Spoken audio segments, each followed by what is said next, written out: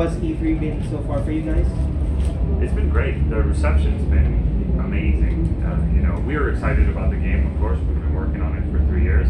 But seeing how the public and the fans and the press is reacting to it is really energizing. Yeah, I mean, same for me. I think it's just like the 3 years in the making. It's like finally get hands-on for our fans and our. I think just the reception so far has been awesome. So yeah, we're super excited now that people can finally play the game. So it's kind of returning to its roots, right? So Yeah. with World War II. Why was that decision made to come back to World War II after a series of games that were set in modern times or in the future? Yeah, so for us, I think it started really at the end of Advanced Warfare. We were very happy with the reception of Advanced Warfare. And at the time, our community and our fans and everyone wanted to kind of have a new way to play the game with Advanced Warfare. And just like it was the right time for that game, it's the right time for this game. We started developing Call of Duty World War II right after Advanced Warfare. And it was just kind of a nice kind of moment where all things came together and it's like boots on the ground, return back to Call of Duty and its roots, and give players a new way to experience World War II like they've never experienced before. You know, when you think about it, there are very, very few World War II veterans left out there. And the story of World War II is very close to us. We've got family members that have fought in World War II. And so we really think it's the right time for us to tell a story to, like you were saying, to a generation of players who haven't experienced World War II content. You know, Saving Private Ryan was 25 years ago, you know, or 20 years ago. You know, the last Call of Duty that touched on World War II was 10 years ago, right? So it's been a long time. There's a 10-year gap, a generation of players who really do not know about World War II like the previous generations did. I think that's a big part of it too for us. We're happy that we can now finally provide a new experience to players that have been with the franchise for maybe 5 years or 6 years, right? That haven't experienced what Togo was just referencing. So I think it's important for us to give them a new experience, but also bring back players that remember Call of Duty when it was in World War II, and just give them a new experience too, and play the game like they've never really played before, right? The consoles are giving us so much power, so we're able to do a lot more things now, and it's just a great time to come back to Call of Duty. I didn't even realize that Saving Private Ryan has been back. Yeah, it's been the 90s, I believe. So it's just like it's a long time. Yeah, you just make me feel real old. Me too. Yeah. I mean, even Banner Brothers. Banner Brothers was maybe 10 years, I think. Like that series, when that series came out on HBO, that was right at the peak when like people were looking at HBO as a miniseries, and a lot of great things were happening there. So much has happened in the media, and especially specifically in our gaming industry and culture, that it's just a perfect way to come back. So it's kind of like enough time has passed for an entire generation to learn about World War II. Yeah. You were talking about the story of Call of Duty World War II earlier. What can you tell us about the story? Sure. So you're going to be following the story of Private Red Daniels, a kid from the middle of America, and his squad. This is the story of the Fighting First, a real regiment that fought in World War II. And you're gonna follow them from Normandy through France, all the way to Germany. So would you say that it's a new perspective from the?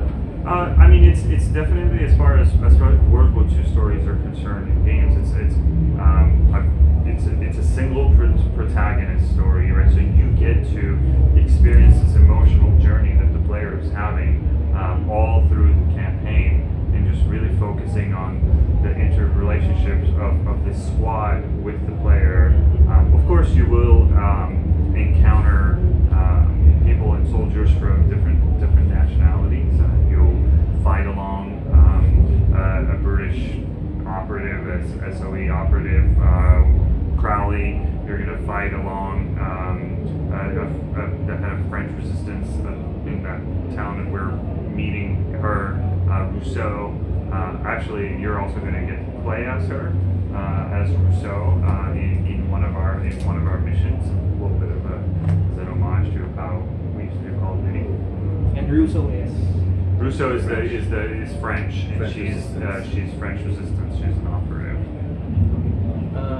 Was there a time when, during the development process, that you considered setting it in the Pacific theater of war as opposed to Europe? I mean, we worked with a historian. His name's Marty Morgan, and he told us, thousands and thousands of stories. We've researched our own stories that we wanted to tell, and eventually we honed in on this particular story. We wanted to tell this new generation of players, what we were talking about, this completely new experience of some of the iconic battles that you and I have grown accustomed to knowing, right? Omaha Beach, or the Hurtling Forest, the fight through the French countryside. So this is the story we wanted to tell, and we chose the European theater. So the game hasn't been released yet, but I was wondering if there'd be a DLC sometime soon that would have a campaign set in the Pacific theater. I mean, we are fully just focused on what we're showing at E3 today. So we're not quite talking about what we're doing at DLC. We have to finish the game first. Okay. So, what kind of weapons would we be seeing? So for weapons, we wanted to kind of bring back a lot of the classic weapons that you remember from previous Call of Duties, but we also wanted to bring new weapons that you haven't seen before in the franchise. So one of the big things we did with weapons was we wanted to give them what we can do now with the consoles is kind of elevate them and make them a bigger sense of what you are as a player. So there's a lot of really cool things that we're doing with the weapons. Like for example, in the Divisions, as a new feature in multiplayer, you can now have a Division weapon skill. So LMGs, you can now mount them on any ledge in the maps. With the rifles, you have a bayonet at the end that you can do a bayonet charge to eliminate an enemy by stabbing him. The SMGs, you can put a silencer on them anytime on the go. You can put a silencer on it. So we're doing a lot of really good things with weapons like that. So esports, let's talk about esports a little bit. Esports is a big thing in the Philippines right now. Was at any time in the development, was esports a big consideration? Like, were you developing specific features that are geared towards esports? So we can't talk about all the specific features for esports yet because we're waiting for, as we're just talking about E3 today. But I can tell you that as a studio, we're very passionate and about esports and that culture and that movement. We try to. We're always at those events. We're going to things like COD champs, right, if you will, and for us it's a very important part of our development process. So we can't wait to talk more about that. But I can tell you that we're super passionate about what's happening in the culture for esports. It's a great time for esports right now, I think. So we're excited. So the first-person shooter, it has evolved so much from the days of the first Call of Duty games. Right? Where do you think World War II contributes in terms of pushing the genre along? Well, I mean, like we were saying earlier, it's an opportunity for us to bring a whole new generation of player to the Call of Duty that we've known of, the boots on the ground, with different pacing, cat and mouse gameplay. This whole approach for us has allowed us to go back to some of the basics of level design that we know and love, right? We've taken out health regeneration, which has been in the franchise for a very long time. That will allow the player to experience the game in a completely new way, especially for those players who have never played Call of Duty this way before. And it'll allow the player to sit and really amount of health he or she has, appreciate the amount of bullets that are left, and really worry about where our squad is at any one time. On that note, we've introduced a mechanic we call squad ability, right? So that as the player earns what we call morale points and does well throughout the game, we're going to reward you and allow your squad that you know and love and care about to come help you out. So you'll see maybe in the video later that Zussman will come to you and give you a health pack, or you'll turn to your Sergeant Pearson and you'll be like, hey, where are they? And he'll start pointing you towards where the enemies are hiding on the battlefield as you're sniping, for example. So all these mechanics we've introduced to get you to care about your squad in a way that I haven't experienced in the Call of Duty franchise before, especially in the World War II era, right? So this is all about your personal journey with your squad through the European theater, and all the gameplay mechanics are going to support that. Yeah, and your question about the genre, right, pushing forward and elevating it. I think, right now there's a lot of stuff happening in the industry with first-person shooters, and there's a lot of really good stuff that we're excited about too. But for us, we're also looking at how do we expand and how do we elevate and bring more players into Call of Duty. So we're doing things like Headquarters, which is a brand new feature that is probably one of the biggest features that we have, brand new, built from the ground up. And you'll be in there with 47 other players. It'll be a shared social space where you can kind of interact with other players. You'll be able to compete with other players. It's the perfect opportunity for you to kind of have downtime, do other things like prestiging in public. So you can do that in between the matches. You can do it before the matches or after the matches. So that's one way I think it's important for us to kind of keep pushing social engagement and people coming together and playing the game together. So it's kind of a hub. So yeah, if you look at it, it's basically when the Allies landed in Omaha Beach, 3 days after that, the entire flotilla and everything started coming out of Normandy. So that's where our setting takes place.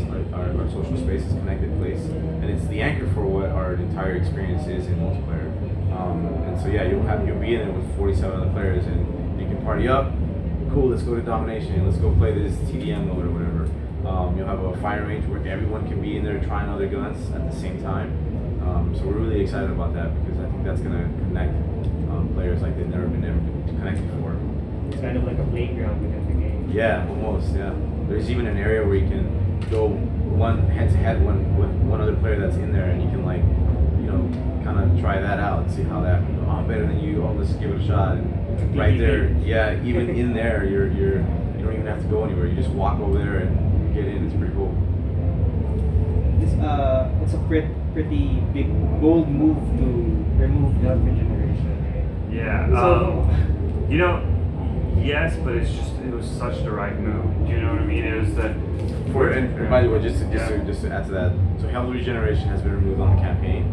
It's still there for MP, for multiplayer competitive. Just so. No, yeah, that's true. So for us in campaign, we're all about authenticity, right? We want the player to experience an authentic, visceral, gritty experience where you're going to be able to be fully immersed. And so health regen was a feature for us that didn't quite fit within the World War II theme. And taking it out felt just right. I mean, we knew when we flipped that switch that we had done the right thing. Was there resistance in the development team? Like, oh no, we shouldn't remove health regen? Not really, actually. It's once it came up, once we decided to do it, we went ahead and we just did it, and just to try. The development process is an iterative process, so you have to try things and you have to see whether they work or not. So once we came up with this path, we tried it, and it just worked. And actually, the first level we tried it in was the level that you got to watch today, Marinier, and it just felt. It made the whole world around you feel more real, and suddenly as a player, you cared about what you were doing. You cared about not running and gunning in this kind of fast and unrealistic way that you could have done before. So, it was the right decision for us.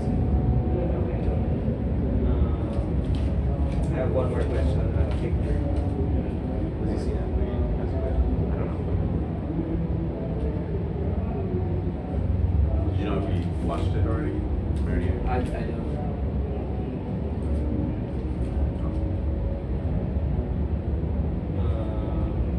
How do you think people will react to the health region? I mean, to the game in general, we're seeing this huge excitement from our community, from the people that are here at E3 today. You can hear it, right? The reaction is amazing, and so we hope that we can take it through launch and give you guys the experience that the fans deserve. Yeah. Feels like you have something to lose, right? Like, Yeah. there's no health region. Everything matters. I think in campaign, especially, you get a feeling that like, you feel vulnerable, and once you have that feeling in a game, it kind of changes your mindset of how important everything is. Okay, nice. Any new multiplayer features you'd like to talk about that we would be Look, excited about? I think for the biggest things for us is headquarters, right? Our big social space divisions, where our brand new creative class, we've redefined creative class from the ground up with divisions.